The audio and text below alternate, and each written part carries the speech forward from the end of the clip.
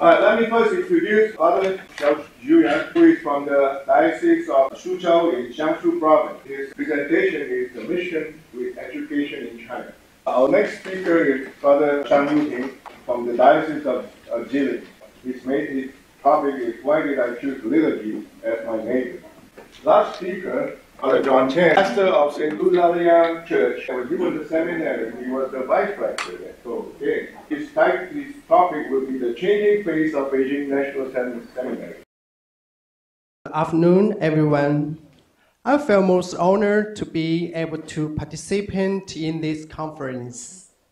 I thank you for your presence and interest in my mission with education in China, including briefly myself, my diocese, and my major. Please allow me to briefly introduce myself. My name is Zhu Yuan Shao. So in Chinese, we say Shao Zhu Yuan. I'm from Xuzhou Diocese in Jiangsu Province in China. I'm now studying at the Catholic University of America in Washington, D.C. for the master program in historical and systematic theology.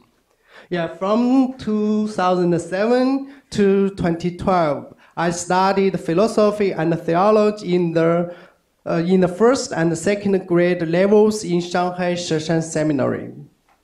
From 2013 and to 2015, I studied and graduated from Beijing National Seminary. The vice rector is here.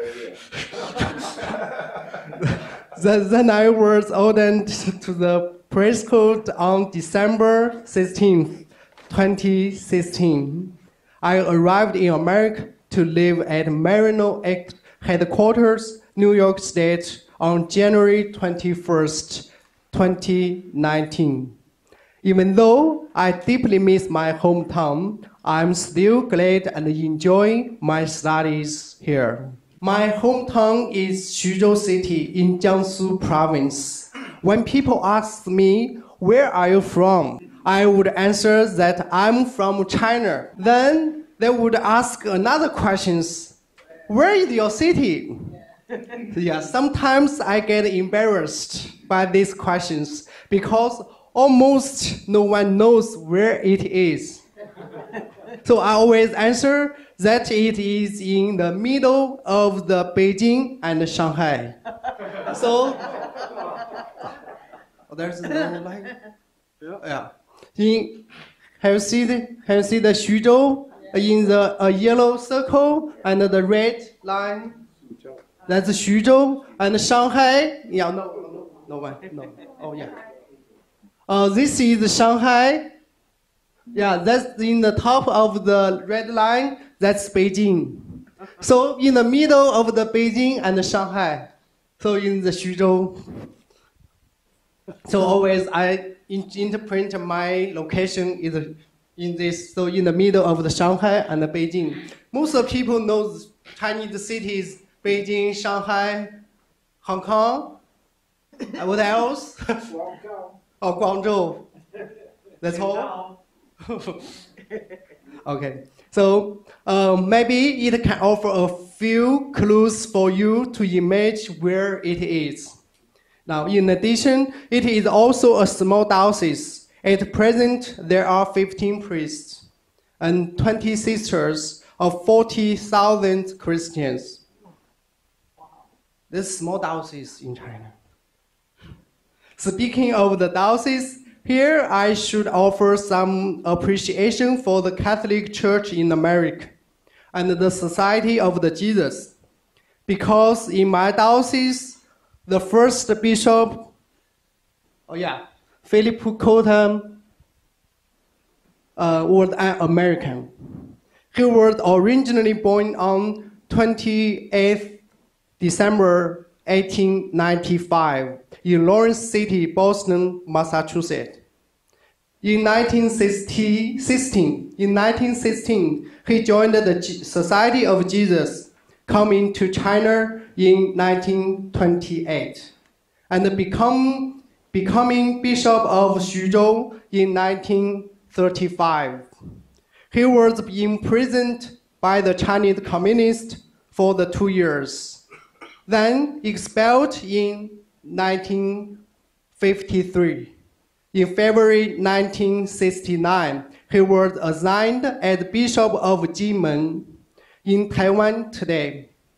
He died at the island of the Jinmen on the 16th of January 1970, which is the nearest island to the mainland China. I had a quote about the bishop who always said, "I cannot escape from my diocese. I expect I can go back." So he chose the nearest island to the mainland and died there. In addition, according to statistics, during the 16 years from 1924 to 1940, around 71 Canadian French Jesuits came to Xuzhou. I deeply appreciate to the Jesuits. Without the Jesuit mission in the beginning of the diocese, we could not possess the precious treasures of the faith. Okay, let us move on to my study. As I mentioned above, I studied in Shanghai Seminary, and I graduated from Beijing National Seminary. Yeah. So this picture is the Shanghai Seminary. Suppose everybody heard the presentation in the morning. The Bishop Han, Archbishop Han introduced the Shanghai Our Lady, the Basilica in the top of the mountain. Yeah, that's my classmates. Yeah, in 2011. Oh yeah, that's the Basilica of Our Lady of the Sheshan in the top of the mountain. That's the snow view. Why I put the May 24th, 2007, the Pope Benedict XVI wrote the prayer for the Sheshan, Our Lady of Sheshan. Yeah, since that time, all of the world pray for Chinese church in that day, every year. Okay, that's the Beijing National Seminary. I graduated from there. So far, the National Seminary is one of the most systematic and comprehensive seminaries in China. So far, it offers not only theological courses, but also philosophical courses.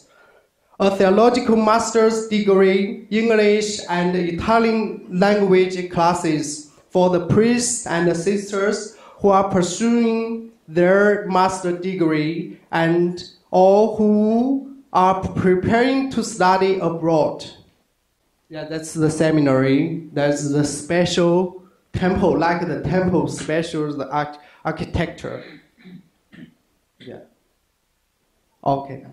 When I was seminaring through a pastoral practice, I reflected on two questions concerning mission work in China.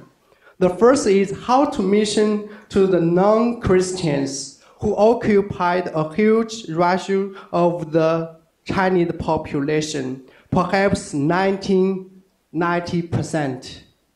Yeah, we know the date in the morning. The other question is how to expand the influence of the Catholic Church so that it can evangelize more people. That is why I choose systematic theology as my major. From the church fathers to contemporary theologians, the dealing with two areas. One is outside of the church, and another is inside of the church. Their works are very useful to cope with any current controversy.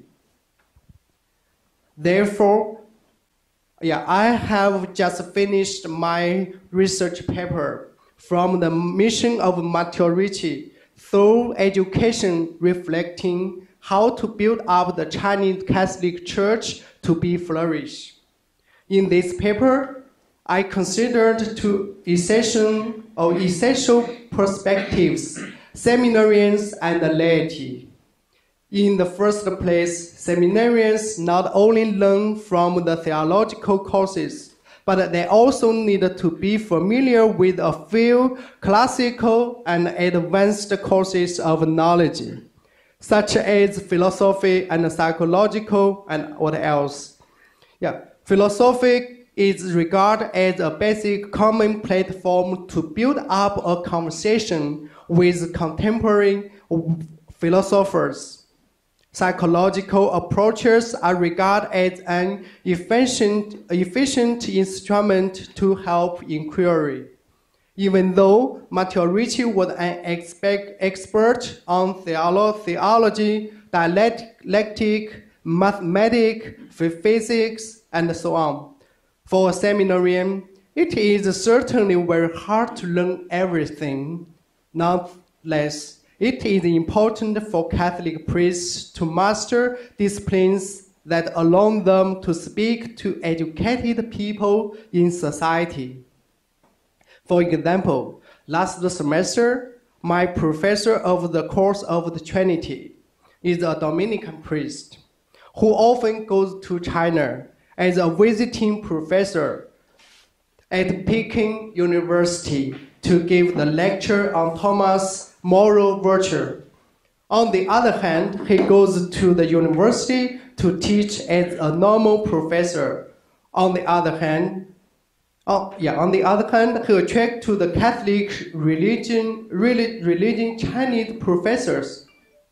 Let us imagine one day if there would be many scholastic professors appearing on the Chinese academic stage.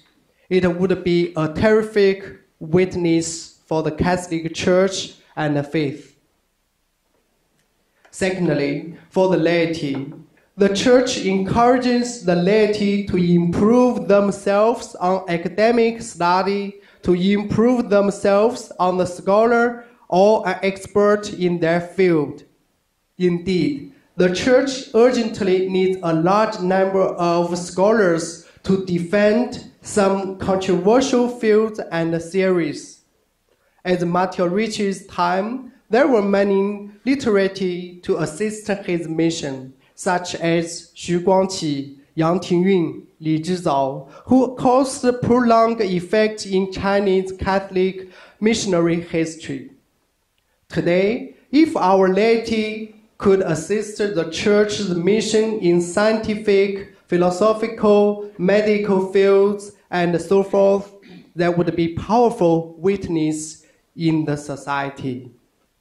Even though the Chinese Catholic Church still has many challenges, it keeps moving forward day by day.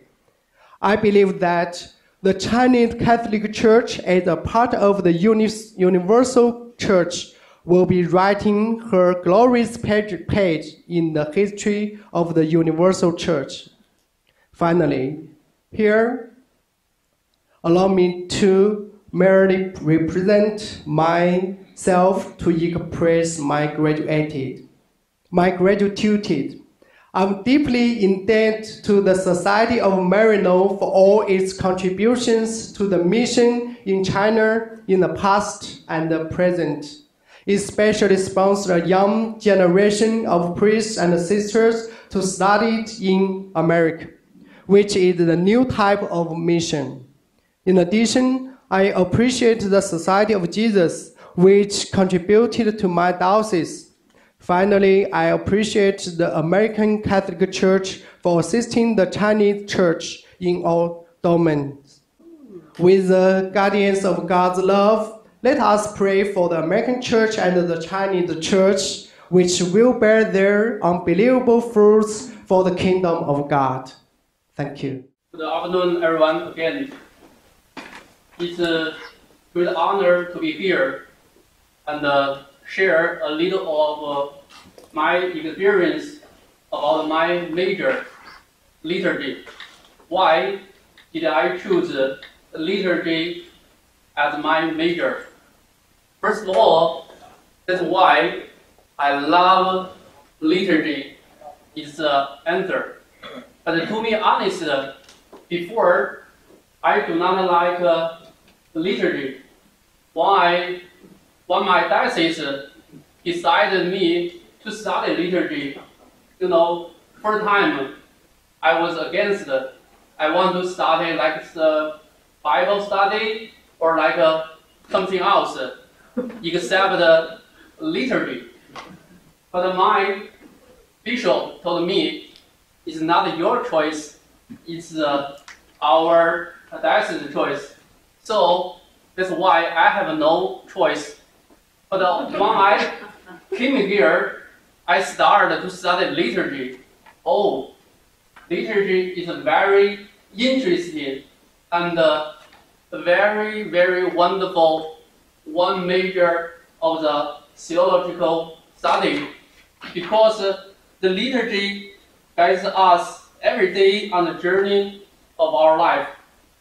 The key is to appreciate how the unique and privileged experience of the Paschal mystery in the Eucharist is meant to renew us, our very real and human lives. So I realized that the liturgy guides our Christian life every day. Sometimes it can change our lives. Take me, for example. I was born and grew up in the ordinary Catholic family. I was the one of 3 children in my family. There's someone will wondering, that China doesn't make a one-child policy. Why your family? I can have 2 older brothers. Because my family is a Catholic family. We cannot do abortion. So I was very lucky. I grew up in the Catholic family. Yeah. I think it's the Catholic faith saved our lives in the China. But I was one of the luckiest children in China. But we all know other children, they were not very lucky. Maybe after they were born, although they were not born, they go to the other world, maybe heaven. I think they are innocent, so from the grace of God, they can go to the heaven. Also, there is our goal for our liturgy. Our liturgy is not about the ritual celebration or the ceremony. For me, one famous professor said about the philosophy. He said, philosophy is not a noun, it's a verb. But for me, liturgy is not a noun, it's a verb. It's about our life, our Christian life, how to guide us our day practice, especially in the Eucharist. The Vatican II, or the Second Council of Vatican, insists that the Eucharist is the source and the summit of the Christian life. In the Eucharist is given to us food and drink. It's an anticipation of heaven. Our church realizes herself in her ascension to the table of the Lord in His kingdom, in order that she might have the power to bear witness to that kingdom in this world. At the early church, Father said, the Eucharist is the sacrament of sacraments. So, for us, if we can understand our Eucharistic celebration only if we know the meaning of the Eucharistic ritual, It is in this sense that one must understand. There is a famous dictum, lex orandi, as lex credendi. It's a Latin a phrase. What we pray is what we believe. The rule of prayer is the rule of we believe. So, it's the liturgy about our faith. I remember when I was a kid, I was born in the rural village, but each Sunday, my parents brought me to the church. That's back around 30 years ago. That time, everyone knows China was very, very poor. We do not have a car, even no bicycle. We just walking around 1 hour from my home to the church. But at that time, we are very happy. And usually, we go to the church very early. And before the Mass starts, we have around 40 minutes to pray about a prayer rosary or the Bible study or something, or before Mass, around 40 minutes we pray. But back to today, with the development of economy of China, some religions, they have cars, but today they go to the church a little bit late. We would ask why.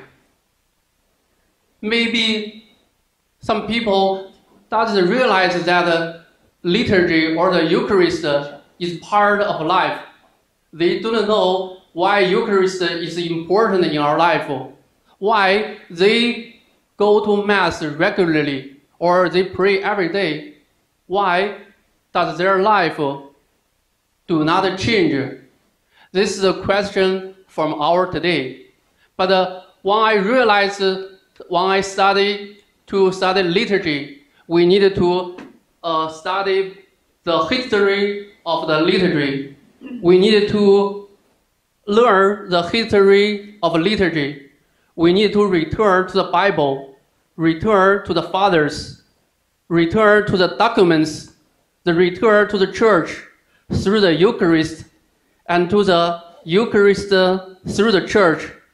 But most importantly here, we meet our fathers and our documents not in the books, but in reality, the reality to which they bore witness in their time and in their language, to which we are called to bear witness in our time and in our own language. That's why I love liturgy. In the future, I have a big future. I want to how the Catholic liturgy, how to very closely connect with our traditional church. Because this time we need to do something about our own mission. Like yesterday, one of the professors said, our Catholic Church rooted in the Western culture, and Western culture with the church and the missionaries brought this knowledge of the church back to China. Sometimes they do not fit, so a little bit trouble or the conflicts. So this our own time. We need to change and to go further. How to the church face our own culture? How to lead the Christians really live in a better life, and also easily to understand what is the true meaning about the liturgy. Finally, I want to quote one of my favorite professor, Kevin Iwan. He is a priest of Archdiocese of New York and also former dean of the School of Theology and Religion Studies at the Catholic University of America. That's why I am studying there. He's a former dean. He serves as a professor of liturgical studies and sacramental theologies. He also is the author of the 15 books on the liturgy and sacraments, including liturgy, prayer, and spirituality. In one of his books, it's called The Models of Eucharist. In his book, in the end, he wrote this quote, "One of the ultimate purpose of the Eucharist is not about the Eucharistic action itself, but about the entire Christian life itself. In the end, one of the ultimate purposes of the Eucharist is not to get the ritual right, but to get life right, or at least until the kingdom comes, to get life, let's run." I love his writing. I think he understands what about Eucharist or the liturgy will goes on. So this his writing gave me much more courage. I think maybe one day in the China, with the development of studying more about liturgy, with the better education about our church knowledge and our traditional culture, I think one day we will lead all the Christians, not only in China, but also in the other world, to live a better life in the future. Thank you.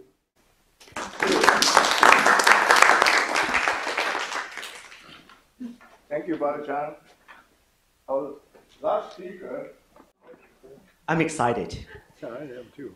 Very happy to be here. After the last few days, we have heard quite a lot on the church in China. Good, bad, in the middle. But, the church of God is still going very well. And even the Protestant church, we heard the first time, the Three Cells Church, we call it. Many people do not know that. And the Catholic Church, we have learned many terms. I never figured out how to put them in quite the right order. Underground, above ground, patriotic, official, and what's it? House Church, Clementine, whatever those things you can say. No matter how the name we use it, but only once or twice we heard the word open church. I always enjoy use the word open, because any other term that we try to use, it has some kind of political tone to it. But it's the reality. When we talk about the church in China, politics is always part of that. And over the years, or throughout the centuries, it's always been there. Even from the very beginning of Jesus, the political issue is always there. But the most beautiful thing is that the faith continues and the church grows. So with that, I just want to introduce to you and myself a little bit, as Peter mentioned. I was always got used to it as the rector of the seminary, because the president was the president of the bishops' conference, according to the tradition, was always the rector of the national seminary. And the national seminary was jointly sponsored by the Catholic Patriotic Association and the bishops' conference together. So we cannot avoid that. I just put it forward. And as the rector, I was also the Vice Secretary General of the Patriotic Association and a Vice General, Secretary General of the Catholic Bishops' Conference. Quite a few titles. Certainly high in the church organizations, but my main mission was not there to carry the titles, but to work as a priest, to bring the seminary to an upper level. I graduated from Boston College with a PhD in higher education, and I came to this country to do the study with the purpose of returning to be the rector. Knowing all those political problems, knowing all the situation, the future storms, and I determined to go back. I knew staying here would be the best thing for me. With a PhD, I could go to places, and being priest, I could be in other places. In fact, I tried to look for the opportunity to join the Jesuits, and I did not. I always say, why? Because my middle name is Trouble. And the trouble was, once I joined the Jesuit community, I would never be allowed to work in China. Out of my love for the church in China, I decided to go back. Okay. And I was educated in Shanghai, Shanghai Seminary. Bishop Aloysius Jane was my rector. And Bishop Jane chose me to come to this country to study in the early years, 1991. And I was one of the 4 to come to this country to study in the seminaries officially. 2 Johns came to St. John's Seminary, 2 Josephs went to St. Joseph's Seminary. And so 2 Josephs were from the Diocese of Shanghai. Unfortunately, one of them left the priesthood. And 2 Johns came from Shandong province. And unfortunately, the other John left the priesthood. Half and half. I'm still here. After 26 and a half being a priest, I'm still happy to be a priest. And I plan to do another 26 years if God's willing. Okay. So much on myself. When I was approached by Father Michael Aglietto to come to this conference and even to join the board of the USCCA, and I told him I never thought of this because at our first meeting this time, I said I washed my hands with the USCCB then, the bureau, and was in the 1997 because I went back to China. Then, so nothing to do with this bureau anymore.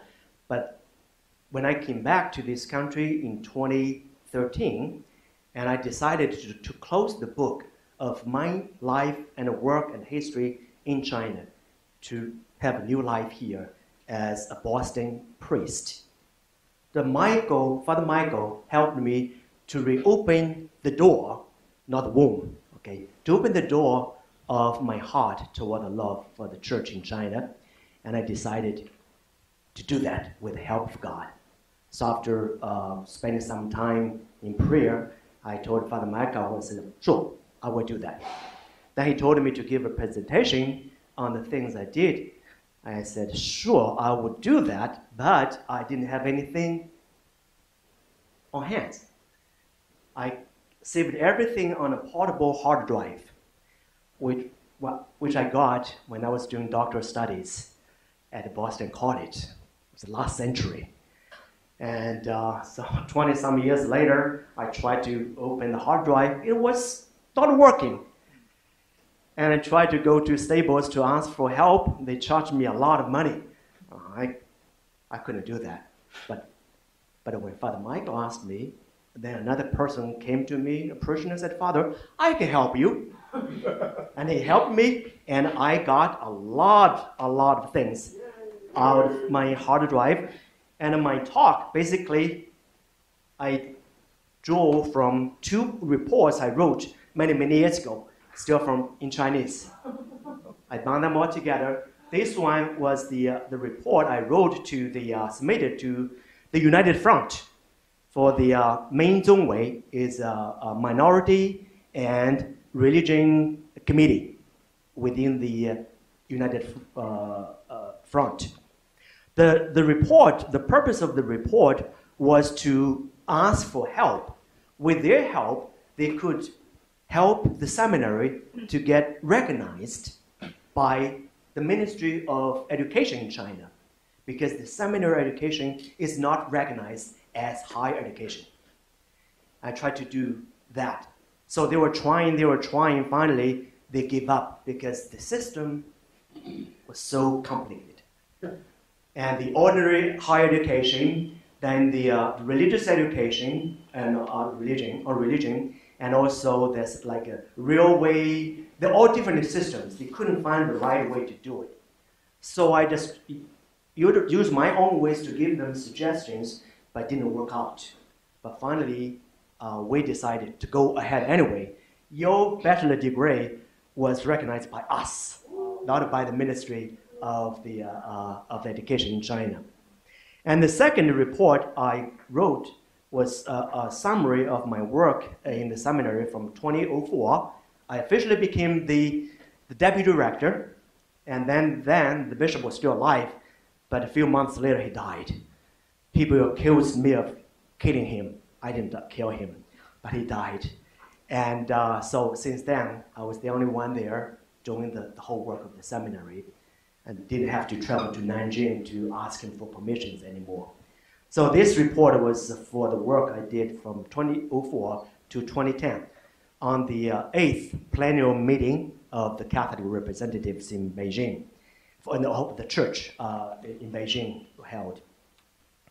So I just made a very brief summary on the work that happened in the seminary, because all of the things we have learned about the whole church in general, the sufferings, the pains, and also the hopes, everything. But now I just want to narrow it down to one specific area, the seminary, the National Seminary.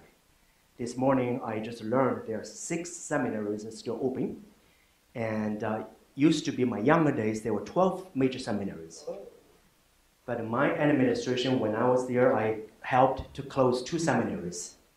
Because the reason was very simple. There were seminarians in the seminaries, but no teachers.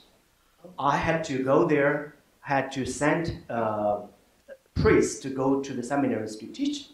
Finally, I said, no, why not sending the students to the National Seminary? Then we educate them together, would be good. Saving time, saving energy, saving everything. And finally, they agreed with that. So they all came. So from 12 down to 10. Then others, some of others closed because of political reasons. But we still have it. But National Seminary is there. What I want to start from 2003. My connection with this seminary was actually early before this. 1994, I started to teach in the seminary, the National Seminary. I was supposed to go back to Shanghai, but did not. Then came to Beijing, and the president then asked me to go there. So I did, and I started to teach there. I was ordained there with the permission from the Propagation of the Faith, Propaganda Fide, like Cardinal Archbishop Hein said. Then I knew I had to be good to myself, to be a priest who would be recognized by both. My family came from the underground. And when I was ordained, many of my aunts, refused to go to the ordination, and I persuaded them to go there. And on one condition, I said, you come, I buy you the ticket. I give you a tour in Beijing. And finally, they all came. And they received communion. So knowing the complexity of the church, I got a permission from Cardinal Law in Boston, and got permission from Cardinal Tomko in Rome, and I was ordained by the enlisted bishop in Beijing, Joseph Zhou, and I was a enlisted priest to work in the church. After I was ordained, I came back to this country to finish my formation at the St. John Seminary, then went on to Jesuit School of Theology in Cambridge, another Jesuit school. And then the rector died, also the president of the Bishops' Conference then died. They called me to go back there to take over the seminary, being the acting rector. So my duty in the seminary, responsibilities, really started from 1997. And that time, my classmate John also was there. He was the dean, and I was the acting rector. Two of us worked together very well. And we tried to make changes in the seminary, and brought more teachers from Hong Kong, from other places to teach. And even then, Father Joseph Zheng was teaching for me in the seminary. So he was my professor in Shanghai, but then in Beijing, we were together teaching. So we're good. When he became the bishop of Hong Kong, he could not come to the mainland anymore. So that was the thing. So 2003, I finished at BC, went back to Beijing, trying to take over the seminary as the rector, but something happened. Because I spent years here, and the government thought I was probably too Americanized, physically and mentally, spiritually. They said, we have to wait before we make him the rector. And then because of that, they postponed the meeting, the plenary meeting, for 1 year. They're supposed to have that in 2003, but they did 2004. So I waited there for 1 year, but that gave me a very good time to edit my dissertation. I used that time to make that into a book, and it was published 2004 in this country. So if you want to find a copy, it's Catholic Higher Education in China. It's a very, very good book to read. So 2004, after the meeting, I became the rector to go to the seminary and try to learn all the things and try to help all the seminarians to get better education. So this is other statistics. 2003, I promoted to the Bishops' Conference to have another program called Continuing Education for Priests. Before my time, many priests were ordained, but with very limited theological education. You all know that, and sometimes no professor at all, we just being the graduate of the seminary then teach. So for many of them, Shanghai, Hebei, Xi'an, Neimenggu, Shandong, Sichuan, all those ones, the theology was very minimal. They could say the Mass, but could not engage in conversation, in a theological dialogue. So I proposed that was passed. So that year, 2003, 35 priests from 53 priests from 24 dioceses came to the campus to continue their education. So 1 year program for those priests. At that time, there were 35 seminarians on the property. That was 2003. But then they decided to have them to do one pastoral year. So when I went to the seminary on the property ground, there were no seminarians, but 53 priests. So as the rector, what I was doing, I had a lot of time to kill. And, but I didn't feel good. I wanted to have seminarians. So that time in Sichuan, the seminary was under construction. Those 25 seminarians didn't have anywhere to go to. I said, come and see this seminary. You might like it. So they came. So my motto in China all those years was come and see. That's from St. John's Gospel. Come and see. If you like, then stay. But most of them, they stayed. So those 25 came, and started with my first year. Then I also started to invite the priests who studied abroad to go there. With the faculty, then there were 7 priests on the faculty, on the staff, basically. Spiritual directors, the ones who teach, the ones who do things, only 7 of them. For the seminary, there was not enough at all, and decided to go out and to meet new bishops and invite them to send good priests to teach. So after a few years, I invited quite a few priests to come to teach. For instance, by the I think 2007, on the faculty there were 15 priests only, and they all had educations, the U.S., Germany, Belgium, even Rome, different countries, in Korea, like that, to be on the faculty. So then everything was all set. Then recruiting the seminarians every year. When I started, only 1 class. Then the next year, I had 3 classes because the pastoral year students returned. I recruited another class. And then expanded the curriculum from only theology to additional 2 years of philosophy. Philosophy 1, philosophy 2. After a while, I thought it would be better to have another year, formation year. So the young students, many after high school or during high school come, they would be able to be prepared for philosophy and theology. That year we call it the a spiritual year, with Chinese literature, philosophy, and with Benedictine spirituality to form them. So by doing that, the seminary had spiritual year, philosophy 1, philosophy 2, theology 1, theology 3, was all there. So by putting all of them together, saved a lot of energy. One priest could teach theology 1 and teach theology 4 too, like different courses. Instead of you teach 1 year, then the next year don't have anything to do. So like that.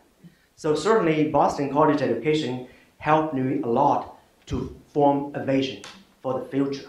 My vision for the future of the seminary was to transform the seminary into a Catholic university. The reason was very simple, because China really needs a university for all the people. So by building up the basis, like we have philosophy 2 years, we have theology 4 years, then we have language studies, another department. So in China, the minimum would be 3 departments for college, for recognized university level. But I was ambitious, very ambitious. I said, would not be enough. So I added more things. I had sacred music. I had religious arts. Then I invited the sisters to come to stay as the sisters formation program, and putting them all together, quite a few academic programs to go on the seminary property. They had lay people training programs as well. So educating all the people, different levels, was the most important thing for my vision for the church in China. Then later on, I proposed another one, my last year, in 2010, I proposed to have the master's program. And I tried to ask for help. I asked this country, I asked many Jesuit universities to help me, no positive answers. Then I asked Belgium, and Father Jerry Hendricks was very, very helpful. And he said, sure, let's do it. So the master's program was a joint program with Leuven University. And here, this country would be 1 year, you can do it 2 years mostly. But there, I said, let's do it 3 years. Starting from English, the first year we do the preparatory work, the second year getting into the programs, and I was teaching as well, teaching them, teaching writing, teaching all the things. So eventually that first group went to Belgium and finished their studies. So by the year of 2010, then the eighth plenary meeting of the Catholic Church held, then the new administration came. The new administration conformed with the young priests that I worked with. Now you know Bishop Ma Yingling, Guo Jincai, and another Liu Yuanlong, those young ones. So they became, since we worked together for so many years, they knew a lot of things about me too. And after 6 months, I felt the pressure there, and I decided to resign. And I resigned as director, and I took 6 months off for sabbatical. And the one thing behind, I don't think I want to share with you, is my personal thing. But anyway, I'm still alive here. Then after 6 months, I returned to Beijing. Then worked in Beijing for 1 year and a half. Translated one book, but not published yet. So I am a doer. I do things. God called me to go out. We said that too. Go out and proclaim. That's my mission. Go out and do things. With God, we do not afraid of anything else. No matter politics, no matter communists, no matter what. But God is with us. And I knew God was with me. So knowing all the problems in China, as you have heard the last couple of days, and I decided to do that. I said, why not be the one to do things instead of talking about things? If we know the problems in China, then we don't go back and do anything, then the church will never make any changes. The government will have more say about the church. If anyone can tell the government in a very good way to say, this might not be the right thing, would you please reconsider? Then the church would be really different. Because of my position, I told you, I was involved with most of the higher class meetings in China with the bishops, with the government. And I have to tell you, not many Catholic people would voice up for the church. If you do not have voice, you do not have life. And many times the government would say, let's have a meeting. Then all the bishops, the priests would be there, listen and listen. Agree? The hands are used for raising up or to clap. And quite a few meetings, I objected. Then they labeled me as non-patriotic priest. That's why they removed me from the Patriotic Association to the Bishops' Conference. So China has a lot of things. And I don't want to because it's not my role now to reveal that much. But with your understanding, there are a lot of work to do. So my book to China has been opened because of Father Michael. And I want to do more to help the church like you. Listening to you with your kindness, with your generosity, with your missionary zeal to help the church there, I'm happy to join you to do this work. And I'm happy to be here to share with you what I really did with the faculty, with the church, and with the Holy Spirit in China. By the way, this is the seminary here. And when I first went there, I asked Father Shaw to put this. When I went there, this was not complete yet. This chapel I named as the Chapel Our Lady of Annunciation. The call. God calls us, and we answer. The seminary is here to hear the voice of God and do it. So these three buildings, this picture taken from St. Peter's Auditorium. Why St. Peter? I give that. Because Peter is the rock of the church. And all the international meetings, the conferences would be held in this house. And the other side, the St. James Hall, my office was the first one below for the continuing education for the priests. And the other side, the formation building for the seminaries. And the one on this side, the library, called St. Joseph's Library. St. John's Hall for the seminarians, St. James Hall for the continuing education. Two brothers, James and John. doing together. Great, thank you. Thank you, fathers, for your wonderful presentations. My name is Zhao Yu. I'm from the Archdiocese of Nanjing. I'm currently a student studying in Reno, Nevada, studying computational neuroscience as a graduate student. And I have two questions. The first one is, so there is a discipline called management science, 管理学, and I've been thinking about what if we include that class or the course on management science in seminarian trainings, so they not only receive trainings on important classes, philosophy and theology, but on top of that we have management sciences, so as to prepare them for administrative day-to-day work in the ministries and parishes. So I'm wondering if that's a possibility, or re-educating the current priests so that they can take those classes. And right now, during COVID, we have found this online platform that's very convenient, where priests can stay in their local parish, continuously to serve their parishioners while taking 1 or 2 classes during the free time, if they have any free time, during free time to take extra curriculum classes. So that's my question. What's your thoughts on including management science courses in the seminarian trainings or continuous training education for priests and clergies? So that's my first question. Anyone? This is a very good question to ask, but it's not a practical thing to do.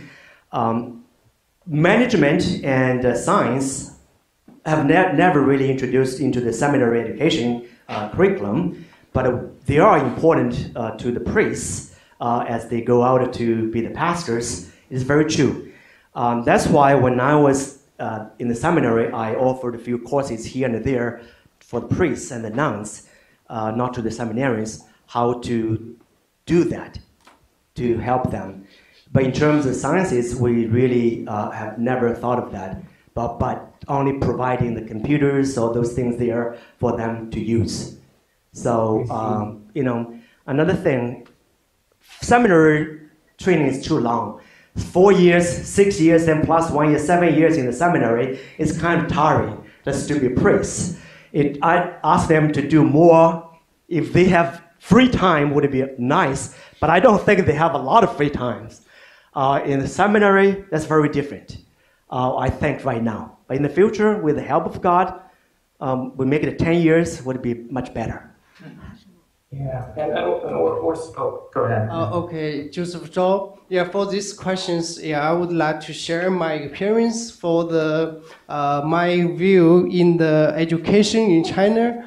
So as we said, the priests, they don't have the lot of the seminarians that don't have the lot of energy for the scientific things and the biologicals and something like that. But maybe for the priests, who have the special intelligence or the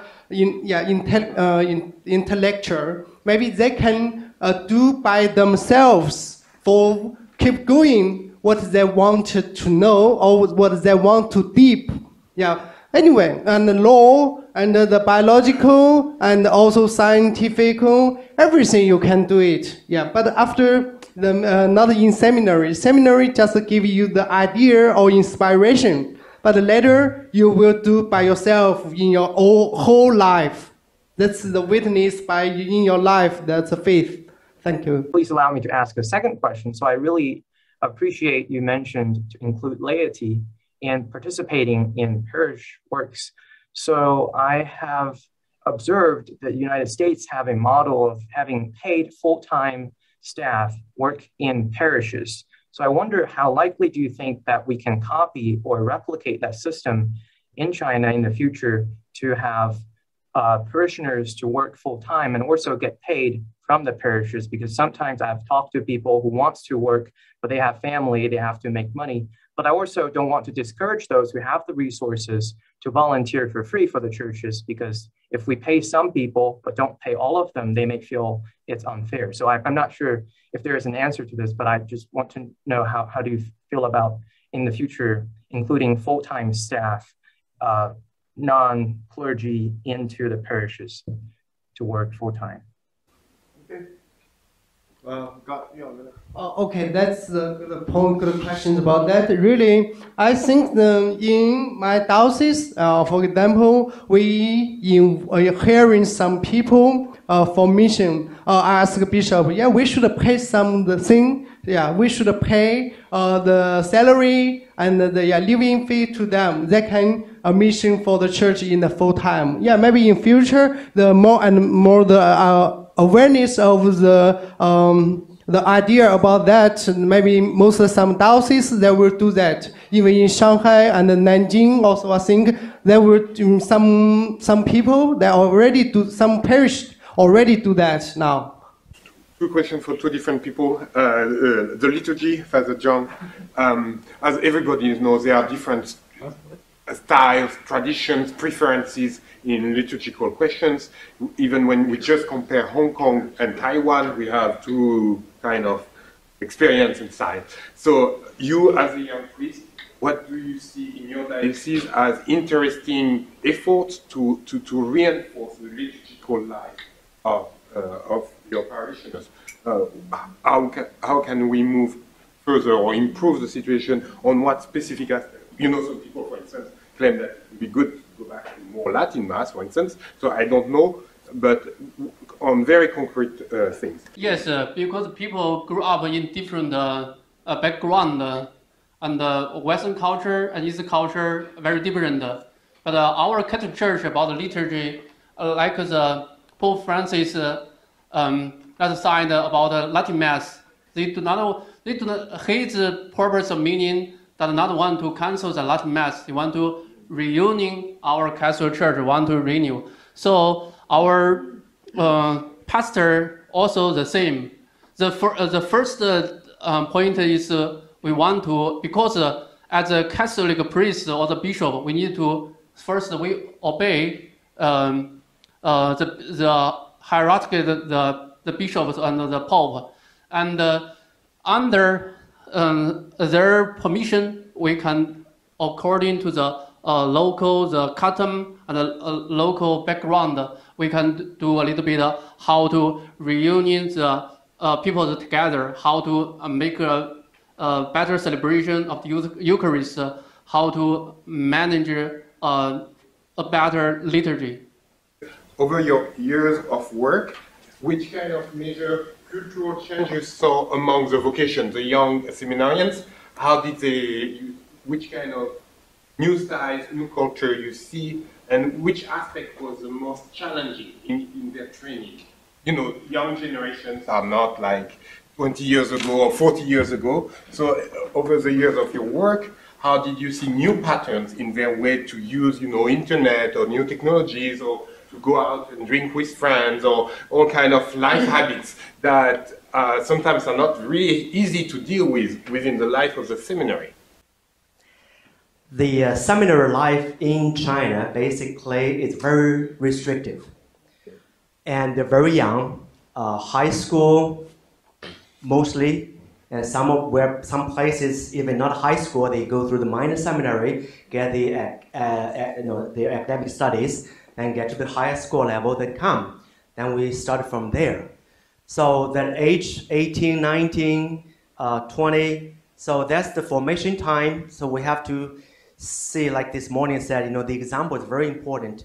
So the challenge for the seminarians, the young ones, they have to be patient enough to learn from the older ones. And the older ones, as in the seminary, as priests, professors, we have to behave so that they know we do well. So some priests, when I first went to Beijing, you know, they go out for a night and come back, and you know, then the next morning they don't get up. You know, when I first went to Beijing, I didn't like it, because in the morning the seminarians were sitting there 6 o'clock. They were sitting there like, you know, like that. And the priests, no one was there, but two old priests. And I was a seminarian. I was sitting there. I looked at the side, no priest there. I said, "What am I doing here?" So later I learned from my students, I said, "Why you don't come to church in the morning?" "Oh, I'm a priest now, I don't have to, because when we were seminarians, they didn't come to church, therefore we don't." No, different era. My time, come to church. We have to do that. So basically, the example is very important, and open heart is always great. So I think that's the way to get them prepared and get ourselves motivated. Thank you. Just want to add a little bit over the earlier discussion. I'm on the board of St. Mary's Seminary for the Archdiocese of Galveston-Houston. And every time we meet, there's this debate about, well, we want to add one course, a three credit course for this. Well, if you do, you have to drop something because the curriculum is already so packed. So it's not easy to just say, okay, we're going to add this and add that. We all have wish lists for our pastors, so we like, oh, I wish he can be a finance guy, or I wish he can be a management guy, and all that stuff. But it's really very difficult to add to that. My name is Kathy. I'm a Chinese. I grew up in China, but I'm an immigrant here now. And thank to all three of you for your wonderful talks. I'm asking this out of just curiosity. So when you add philosophy to theology and then formation, that seems like a pretty similar format to Western seminarian education. I'm wondering if you notice some specific aspects in Chinese seminary education as compared to the West. Like what sort of things might be a little different? So when you design a curriculum or a program, you would have to consider those things. Look, all the courses prescribed to all of them. Actually, this very, very, very extensive curriculum, the difference is that we study philosophy in Chinese and in the Western part in their own languages, but the subjects pretty much the same. We have the books available in Chinese, mostly from the required for them to understand theology. So philosophy basically is a tool to be used for theology. And for seminarians, they have to have very good tool so they can study the theology well. When I did that, I had to combine everything, not only the church required philosophy, but the Chinese philosophy. Kongzi, Zhuangzi, they're all there.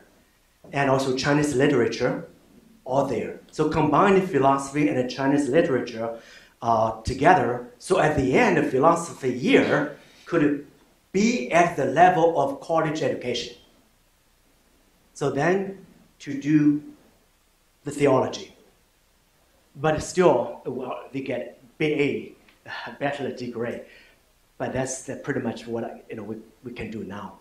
And believe it or not, I think the National Seminary is still the only one recognized. Some other seminaries, like Beijing Seminary, they also grant the BA degrees from their own seminary.